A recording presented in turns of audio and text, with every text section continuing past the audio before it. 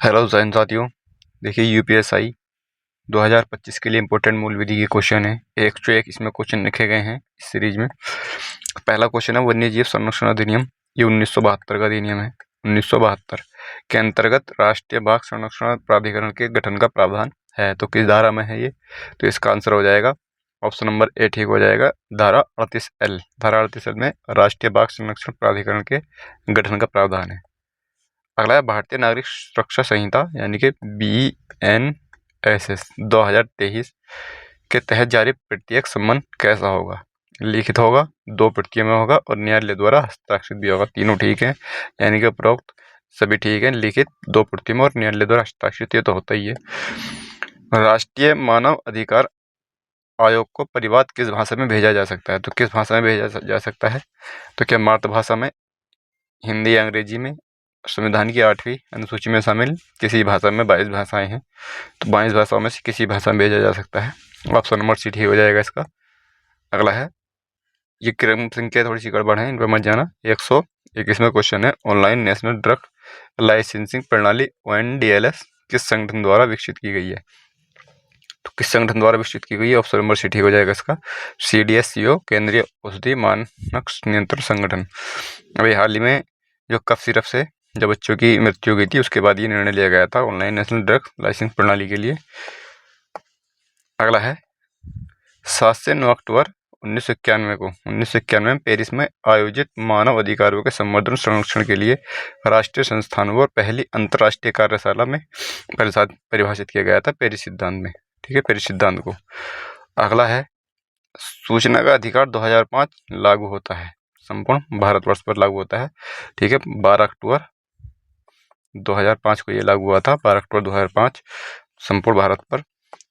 अगला है, सूचना का अधिकार अधिनियम की धारा सूचना के प्रकटीकरण से छूट प्रदान करती है। तो इसका आंसर हो जाएगा ऑप्शन नंबर ए ठीक हो जाएगा, धारा 8 जो है वो सूचना के प्रकटीकरण से छूट प्रदान करती है। अगला है, सूचना अधिकारी द्वारा बगैर समुचित कारण के आवेदन लेने अथवा सूचना न देने पर सूचना आयोग संबंधित अधिकारी पर कितने रुपए प्रतिदिन की दर से जुर्माना अधिरोपित कर सकता है? तो ऑप्शन नंबर ए ठीक हो जाएगा, 250 रुपये प्रतिदिन के हिसाब से जुर्माना अधिरोपित कर सकता है। अगला है, पूंजी लाभ उत्पन्न होता है। तो पूंजी लाभ कैसे उत्पन्न होता है? किसी पूंजी संपत्ति के हस्तांतरण पर। ऑप्शन नंबर ए ठीक हो जाएगा इसका। अगला है, भ्रष्टाचार निवारण अधिनियम 1988 का संक्षिप्त रूप कौन सा है? तो संक्षिप्त रूप क्रमांक 49 है इसका, बाकी किसी में भी नहीं है। तो 49 क्रमांक है 1988 का, ये संक्षिप्त रूप है क्रमांक 49 सन 1988। तो इसमें क्रमांक भी पूछा जा सकता है कि भ्रष्टाचार निवारण अधिनियम का क्रमांक कितना है। अगला है, कोई न्यायालय भ्रष्टाचार निवारण अधिनियम के अधीन किसी जांच, विचारण, अभ्यावेदन या अन्य कार्रवाई में पारित किसी अंतर्वर्ती आदेश के संदर्भ में किन शक्तियों का प्रयोग नहीं कर सकता? अपील कर सकता है, विचारणा का और निस्तारण का। तो इसमें ऑप्शन नंबर ए ठीक हो जाएगा, ऑप्शन नंबर ए ठीक हो जाएगा, पुनरीक्षण का ये प्रयोग नहीं कर सकता। अगला है, राष्ट्रीय सुरक्षा अधिनियम का विस्तार कहाँ तक है, यानी कि NSA। जो NSA 1980 में हुआ था, 1980 में लागू हुआ था ये NSA, संपूर्ण भारत पर है। संविधान का अनुच्छेद 22 का क्लोज 5 जो है वो गिरफ्तार व्यक्ति को निम्नलिखित में से कौन सा अधिकार प्रदान करता है? गिरफ्तारी के कारण को जानने का अधिकार, बिल्कुल ठीक है। गिरफ्तारी के आदेशों के विरुद्ध अभ्यावेदन करने का अधिकार, बिल्कुल ठीक है। उपरोक्त दोनों अधिकार, ये भी ठीक है। तो ये गलत हो जाएगा इसमें, तो इसका आंसर हो जाएगा ऑप्शन नंबर सी ठीक हो जाएगा, दोनों अधिकार। सूचना प्रौद्योगिकी अधिनियम 2000 पारित किया गया था, ये IT एक्ट है। तो IT एक्ट के बारे में पूछा गया था, IT एक्ट 2001 कब पारित किया गया था? तो इसका आंसर हो जाएगा 9 जून 2000 को। ऑप्शन नंबर बी ठीक हो जाएगा इसका। अगला है, निम्नलिखित में से कौन सा शब्द साइबर स्पेस के संबंध में गलत है? साइबर स्पेस के संबंध में बताना है। कोई भी व्यक्ति सूचना प्राप्त करने के उद्देश्य से इंटरनेट या वेबसाइट का विनिमय कर सकता है, बिल्कुल ठीक है। साइबर स्पेस शब्द पद को सूचना प्रौद्योगिकी अधिनियम IT एक्ट के तहत परिभाषित किया गया है, ये गलत हो जाएगा। इसको परिभाषित नहीं किया गया है साइबर स्पेस के, ये IT एक्ट के अनुसार नहीं, के अनुसार इसको परिभाषित नहीं किया गया है।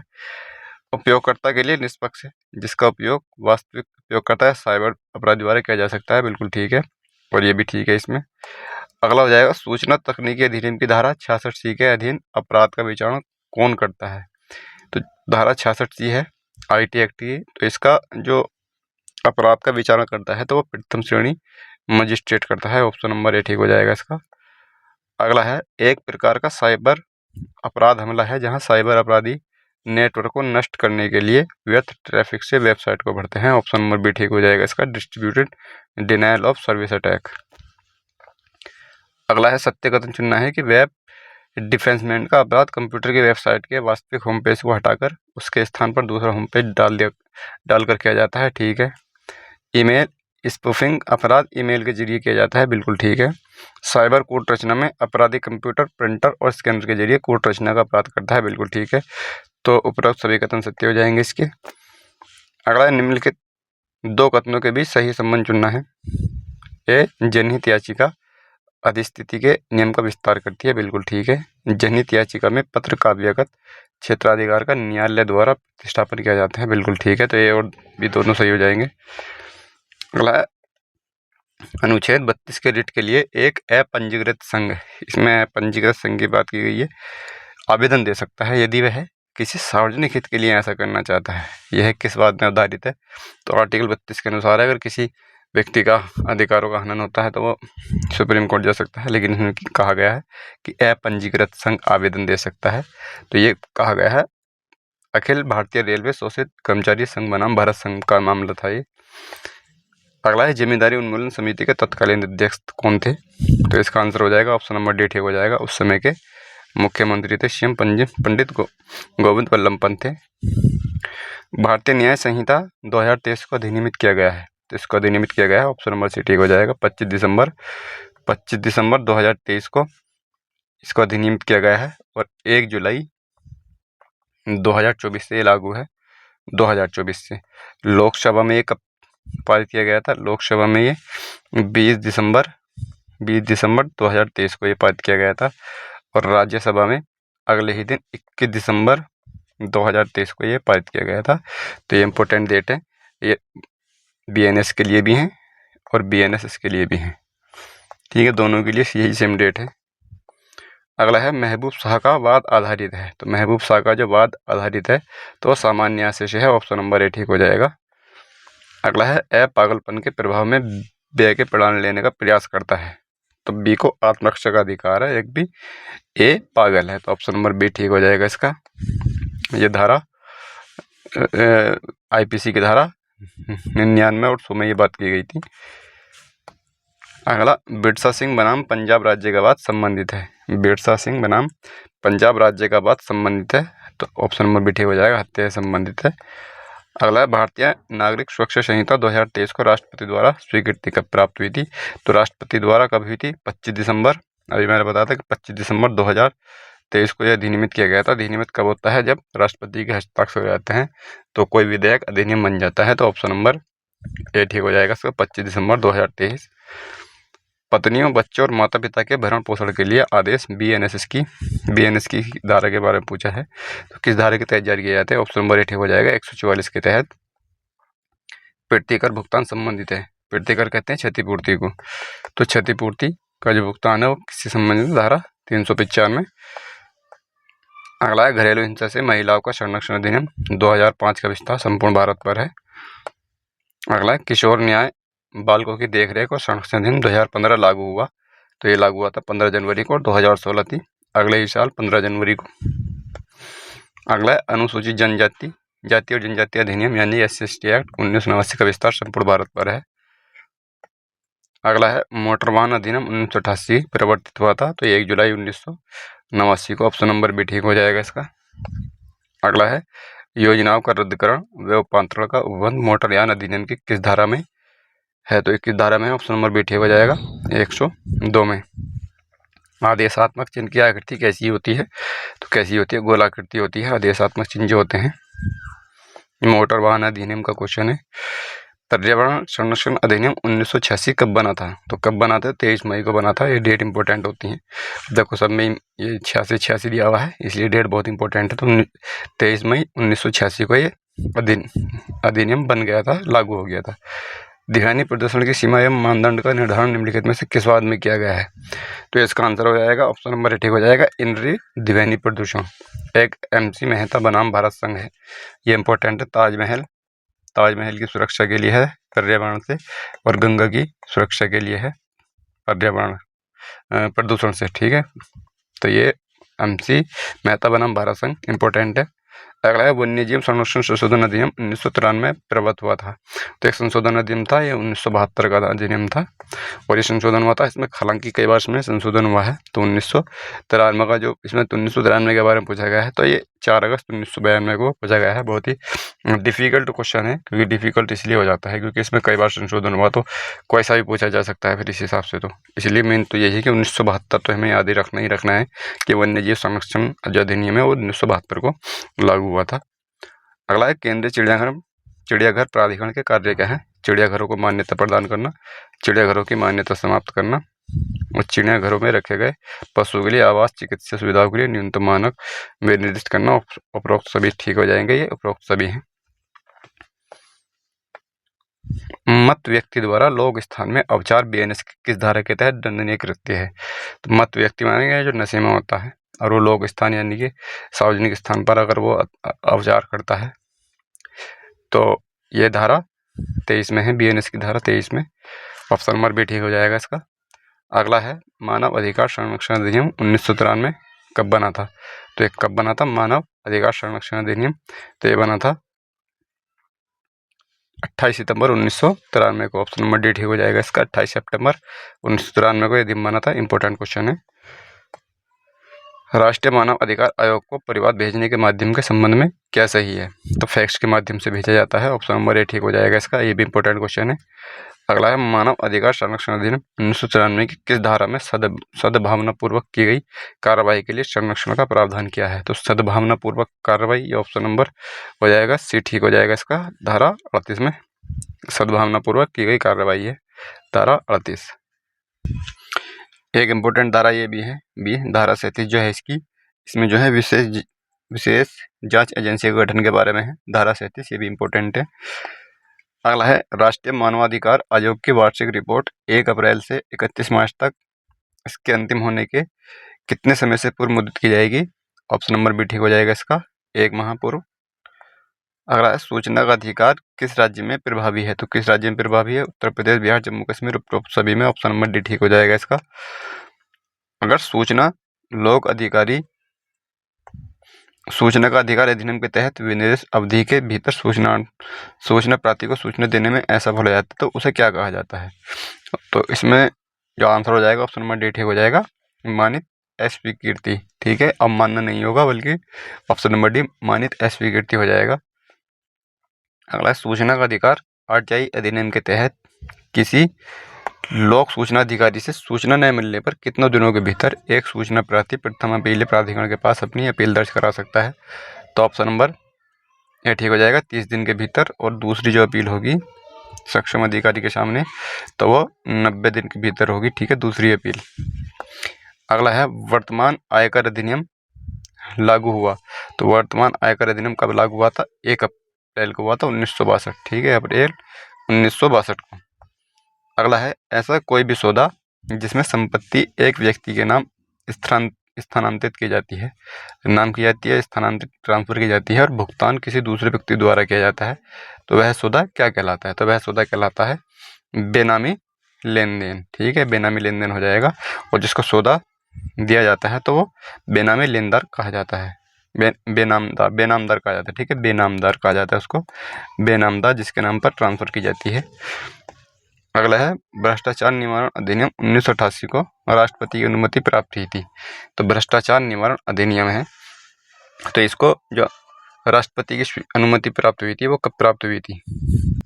तो इसका आंसर हो जाएगा ऑप्शन नंबर ए ठीक हो जाएगा, 9 सितंबर 1988 को राष्ट्रपति की अनुमति प्राप्त हुई थी और ये अधिनियम बन गया था, विधेयक।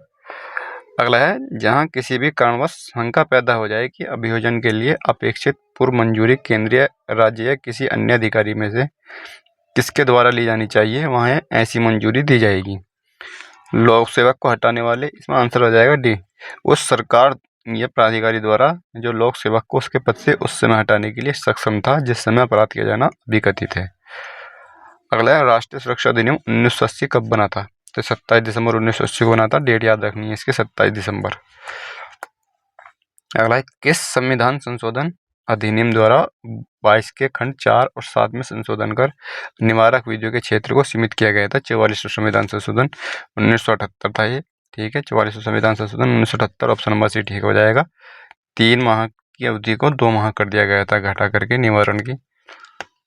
अगला है सूचना प्रौद्योगिकी अधिनियम 2000 का उद्देश्य है, यानी कि IT एक्ट का जो उद्देश्य है, तो इसका आंसर हो जाएगा ऑप्शन नंबर डी ठीक हो जाएगा। सभी ठीक है। इलेक्ट्रॉनिक वाणिज्य को मान्यता प्राप्त करना, सरकारी अभिकरणों में दस्तावेजों को इलेक्ट्रॉनिक रूप से फाइल करना, सुकर बनाना, यह सभी ठीक हो जाएगा। अगला है विदेशी प्रमाणकर्ता अधिकारियों की मान्यता के बारे में जो उपबंध किया गया है, तो वो किया गया है धारा 19(1) में, यानी कि 19 में है, इसमें 19(1) नहीं है तो 19 हो जाएगा, इसमें 19 ठीक हो जाएगा। अगला है सूचना तकनीक अधिनियम की धारा 66C के अधीन अपराध कारित करने पर कितने रुपए तक जुर्माना निरूपित किया जा सकेगा, तो इसका आंसर हो जाएगा 1 लाख रुपए, ऑप्शन नंबर ए ठीक हो जाएगा, 1 लाख रुपए तक। अगला है सूचना प्रौद्योगिकी अधिनियम 2000 में अनुसूचियों की संख्या कितनी है, तो ऑप्शन नंबर डी ठीक हो जाएगा। 4 अनुसूची है IT एक्ट में, ठीक है, इंपॉर्टेंट है 4 अनुसूची।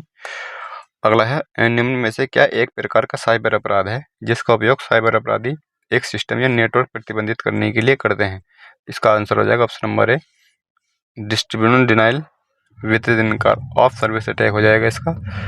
अगला है सूची 1 से सूची 2 को सम्मिलित करना है, तो इसका आंसर हो जाएगा ट्रोजन्स कहते हैं अप्राधिकृत प्रोग्राम को प्राधिकृत प्रोग्राम की जगह जारी करना। और जो सलामी जो आक्रमण होता है वो वित्तीय प्रयोजनों के लिए हेराफेरी, डेटा डीडलिंग, अवैध या अनधिकृत डेटा को अधिकृत प्रवेश, वेब जैकिंग, बलपूर्वक किसी वेबसाइट को कब्जे में लेना, तो ये सब ठीक है। ट्रोजन्स ये सब एक दूसरे के पूरक हैं।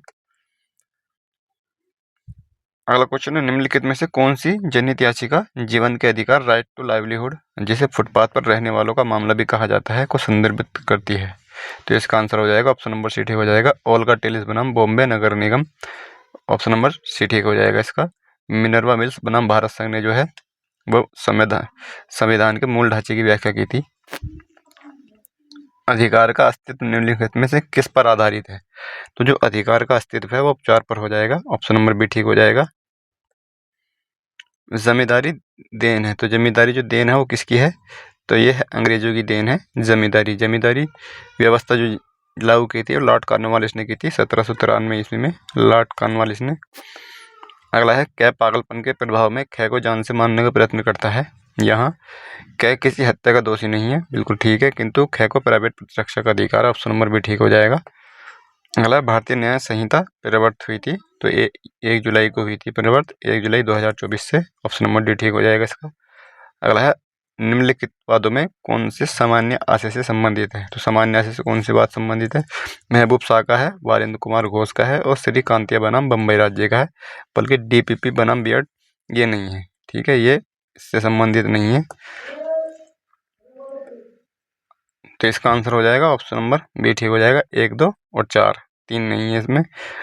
अगला है हत्या और मानव वध में अंतर से संबंधित है, तो हत्या और मानव वध से जो संबंधित वाद है तो वह रेग बनाम गोविंदा, ऑप्शन नंबर सी ठीक हो जाएगा इसका। अगला है भारतीय नागरिक सुरक्षा संहिता 2023 प्रवर्तित हुई थी 1 जुलाई 2024 से। अगला है बंद पत्र की शर्तें जिसमें विहित रकम दुर्भर नहीं होगी, यह उपबंध BNS की किस धारा में विहित है, तो रकम जो होगी दुर्भर नहीं होगी, दुर्भर का मतलब ऐसी नहीं होगी कि जिससे अधिक बोझ पड़े, तो ऑप्शन नंबर सी ठीक हो जाएगा 484, ये BNS की धारा है, गलत न्यूज़ चुनना है, तो ये IPC से संबंधित है, इसकी आवश्यकता है नहीं IPC की भी। अगला है घरेलू हिंसा महिला सुरक्षा कानून कब लागू हुआ था, तो घरेलू हिंसा ये कानून था 2006 में लागू हुआ था, 2006 में, 2005 का कानून है ये, लेकिन ये जो लागू हुआ था 2006 में लागू हुआ था। किशोर न्याय बालकों की देखरेख संरक्षण अधिनियम 2015 का विस्तार संपूर्ण भारत। अगला है अनुसूचित जाति और अनुसूचित जनजाति अधिनियम 1989 का वर्ष 2015 में संशोधन किया गया था, तो संशोधन अधिनियम लागू कब हुआ था, तो ये लागू हुआ था 26 जनवरी 2016, ऑप्शन नंबर बी ठीक हो जाएगा 26 जनवरी 2016। अगला है मोटर वाहन अधिनियम संशोधन अधिनियम है मोटर वाहन का 2015 कब लागू हुआ था, तो ये 7 जनवरी 2015 को। अगला है मोटरयान अधिनियम 1988 का दिन प्रतिस्थापना पर आपत्तियों का उपबंध किया गया है, तो धारा 100 हो जाएगा इसका। अगला है आदेशात्मक चिन्ह किसको निर्देश देते हैं, तो वाहन चालकों को ये निर्देश देते हैं। अगला है पर्यावरण संरक्षण अधिनियम कब प्रभावी हुआ था, तो कब प्रभावी हुआ था, तो 19 नवंबर 1986 को। ऑप्शन नंबर सी ठीक हो जाएगा इसका। अगला है प्रत्येक नागरिक को जल और वायु प्रदूषण से बचाने के लिए किस अनुच्छेद के अंतर्गत लोकहितवाद संस्थित करने का अधिकार है, तो लोकहितवाद, तो इसका आंसर हो जाएगा ऑप्शन नंबर डी ठीक हो जाएगा इसका। जो वाद संस्थित करने का अधिकार है वो आर्टिकल 32 के अंतर्गत है, लेकिन जल और वायु प्रदूषण का जो अधिकार है वो आर्टिकल 21 में है, जल का अधिकार। अगला है वन्य जीव संरक्षण अधिनियम 1972 को राष्ट्रपति की स्वीकृति कब प्राप्त हुई थी, तो राष्ट्रपति की स्वीकृति कब प्राप्त हुई थी, 9 सितंबर 1972 को, 9 सितंबर 1972 को प्राप्त हुई थी। अगला है केंद्रीय चिड़ियाघर प्राधिकरण के सदस्यों की पदावधि कितनी होती है, तो इसकी पदावधि होती है 3 वर्ष की। ऑप्शन नंबर डी ठीक हो जाएगा इसका, 3 वर्ष। अगला है अपराध के आगम को परिभाषित किया गया है, तो ऑप्शन नंबर सी ठीक हो जाएगा इसका। अपराध के आगम को 111C में परिभाषित किया गया है। अपराध का आगम होता क्या है, अपराध का आगम जो होता है वो अपराध होता है जिसमें कोई संपत्ति बेमानी तरीके से अर्जित की गई है। अगला है मानव अधिकार संरक्षण अधिनियम 1993। 1993 कौन सा अधिनियम क्रमांक है, तो 10वां क्रमांक 1994 का। ऑप्शन नंबर डी ठीक हो जाएगा इसका। अगला है कार्यसूची कागजात सामान्यतः प्रत्येक बैठक से कम कितने दिन पूर्व सदस्यों को परिचालित की जाएगी, तो 2 दिन पूर्व हो जाएगा इसका। ऑप्शन नंबर ए ठीक हो जाएगा। अगला है मानवाधिकार संरक्षण अधिनियम की धारा के तहत विशेष जांच एजेंसी के गठन का प्रावधान है, तो विशेष जांच एजेंसी का जो गठन का प्रावधान है वो धारा 37 है, ठीक है। और 38 में क्या है, सद्भावनापूर्वक की गई कार्रवाई है, धारा 38 में। अगला है क्या पशुवध को मानवाधिकारों का उल्लंघन माना गया है, तो ऑप्शन नंबर बी हो जाएगा कि नहीं माना गया है। अगला है सूचना का अधिकार अधिनियम 2005 का विस्तार संपूर्ण भारत पर है। अगला है लोक प्राधिकारी सूचना उपलब्ध कराएगा, तो लोक प्राधिकारी जो होगा तो वो सूचना उपलब्ध कैसे कराएगा, निःशुल्क या ऐसी लागत पर जो माध्यम या मुद्रण लागत मूल्य के विहित है, तो इसका आंसर हो जाएगा ऑप्शन नंबर सी हो जाएगा इसका। ए और बी दोनों, यानी कि जैसी भी स्थिति हो, अगर स्थिति ऐसी है कि कोई व्यक्ति गरीबी रेखा से नीचे है तो वो उसे निःशुल्क उपलब्ध कराएगा। यदि कोई सूचना का अधिकार राइट टू इन्फॉर्मेशन RTI आवेदक जन सूचना अधिकारी के निर्णय से संतुष्ट नहीं है, तो वह आवेदक द्वारा जन सूचना अधिकारी के निर्णय की प्राप्ति की तारीख से 30 दिन के भीतर पहली अपील दर्ज करा सकता है, तो ऑप्शन नंबर ये तो ठीक है। 60 दिनों के भीतर नहीं है, 90 दिनों के भीतर है, ठीक है, तो उसका आंसर हो जाएगा केवल पी, ऑप्शन नंबर ए इसका सी ठीक हो जाएगा। अगला है वर्तमान आयकर अधिनियम लोकसभा द्वारा पारित किया गया था, लोकसभा द्वारा 1962 हो जाएगा इसका। अगला है आयकर अधिनियम के तहत एक अत्यधिक सुपर वरिष्ठ नागरिक के रूप में अर्हता प्राप्त करने के लिए किसी व्यक्ति की आयु 80 वर्ष से ऊपर होनी चाहिए।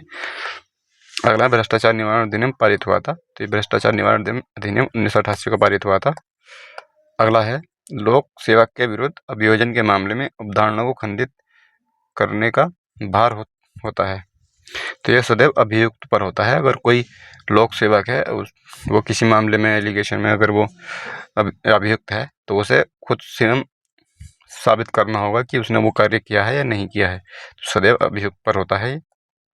अगला है भारतीय गणराज्य के किस वर्ष में राष्ट्रीय सुरक्षा अधिनियम पारित हुआ था, तो 31वें वर्ष में हुआ था, 1980 में NS से ये लागू हुआ था। अगला है 44वें संविधान संशोधन अधिनियम 1978 द्वारा अनुच्छेद 22(4) में निरोध की अधिकतम अवधि कितनी कर दी गई है, तो 2 माह कर दी गई है, पहले 3 माह थी ये। अगला है सूचना प्रौद्योगिकी अधिनियम 2000 की कोई बात लागू नहीं होगी स्थावर संपत्ति में किसी हित के विक्रय की संविदा पर किसी ऐसे वर्ग के दस्तावेज पर जो केंद्रीय सरकार द्वारा राजपत्र में अधिसूचित किए जाएं, केवल बिल पर, उपरोक्त सभी पर, तो ऑप्शन नंबर डी ठीक हो जाएगा इसका। कंट्रोलर के कार्यों का वर्णन किस धारा में किया गया है, तो ऑप्शन नंबर सी ठीक हो जाएगा इसका। धारा 18 में ये कंट्रोलर के कार्य का वर्णन किया गया है। IT एक्ट की धारा है ये, ठीक है, IT एक्ट 2000 की ये धारा है। अगला है सूचना तकनीकी की इस धारा में परिचयात्मक चोरी के अपराध का उपबंध है, तो परिचयात्मक चोरी धारा 66 की है। इसकी बात अभी हम 2-3 क्वेश्चन में की भी है। 66 परिचयात्मक चोरी क्या होती है कि किसी की अनुमति के बिना उसका पासवर्ड, उसके फिंगरप्रिंट etc को यूज करना, ये परिचयात्मक चोरी है, धारा 66 में ये बात है। अगला है, वह कौन सा पहला मामला था जो सूचना प्रौद्योगिकी अधिनियम 2000 के अंतर्गत आपराधिक मामले के रूप में सामने आया था? तो आरटीआई एक्ट, ये सूचना आईटी एक्ट का मामला था। ये आईटी एक्ट का जब पहली बार सामने आया था, तो ये हो जाएगा ऑप्शन नंबर डी ठीक हो जाएगा, तमिलनाडु। राज्य बनाम सुहासकोटी। अगला है, निजी और संवेदनशील जानकारी जैसे कि क्रेडिट कार्ड नंबर, व्यक्तिगत पहचान और खाता, उपयोगकर्ता नाम और पासवर्ड प्राप्त करने का धोखाधड़ी वाला कार्य, ये क्या कहलाता है? फिशिंग कहलाता है। ऑप्शन नंबर डी ठीक हो जाएगा इसका। अगला है, किसी अदालत के सामने इलेक्ट्रॉनिक रूप में साक्ष्य पर विशेषज्ञ राय हासिल करने के लिए प्रयोजन के लिए कौन अपनी राय देगा? ऑप्शन नंबर डी ठीक हो जाएगा, इलेक्ट्रॉनिक साक्ष्य परीक्षक देगा अपनी राय। अगला है, एक व्यक्ति में जनहित याचिका दायर कर सकता है। तो एक व्यक्ति जो है वो उच्च न्यायालय और उच्चतम न्यायालय दोनों में आरटीआई को दायर कर सकता है। अगला है, संविधान के किस अनुच्छेद के अधीन अनुतोष पाने का हक उसी व्यक्ति को है जिसके मूल अधिकारों का अतिक्रमण होता है? आर्टिकल 32 के अधीन। अगला है, उत्तर प्रदेश जमींदारी उन्मूलन एवं भूमि सुधार अधिनियम कब लागू हुआ था? तो लागू हुआ था 1951 में। 1950 का ये अधिनियम है, यह विधेयक है। ये 1951 में राष्ट्रपति के साइन हो गए तो अधिनियम बन गया था ये। तो ऑप्शन नंबर बी ठीक हो जाएगा। तो ये 101 इम्पोर्टेंट क्वेश्चन थे।